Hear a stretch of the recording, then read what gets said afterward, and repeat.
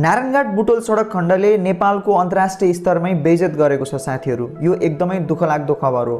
एकजना फ्रेन्च नागरिकले Paris midst Kathmandu भन्ने टिकटक एकाउन्टमा आजभन्दा करिब 10-11 दिन अगाडि हालेको भिडियोमा उनले पाएको शास्ति र दुःखको बारेमा त्यहाँनिर भिडियो सहित प्रस्तुत भएर देखाएकी छिन्। म यो भिडियो तपाईहरुलाई ब्याकग्राउन्डमा पनि देखाउँदैछु। उनले भनेकी छन् यो चाहिँ यस्तो पागल जस्तो रोड रहेछ, यति धेरै दुःख दिएको छ, यो रोडमा हिँड्दै गर्दा नर्गमा गएको जस्तो फिल भयो, एकदमै डर लाग्यो, एकदमै गाह्रो भएको छ भनेर उनले आफ्नो यात्राको अनुभव सुनाउँदै यो नारायणघाट बुटोल सडक खण्डबाट यात्रा नै नगर्न, यो बाटै नहिँड्नको लागि चाहिँ उनले भनेकी छिन् र वैकल्पिक रुट प्रयोग गर्न अथवा प्लेनबाट आउनको लागि पनि उनले त्यहाँनिर सजेस्ट गरेकी छिन्। उनले चाहिँ त्यहाँ आफू जाममा पर्दा धेरै नै दुःख दिएको, घन्टौँसम्म 1-2 सेन्टिमिटर पनि गाडी नहिँडेको, खाना खान बास बस्न पनि दुःख भएको, पिसा फेर्न जान पनि धेरै गाह्रो भएको भन्दै दाउन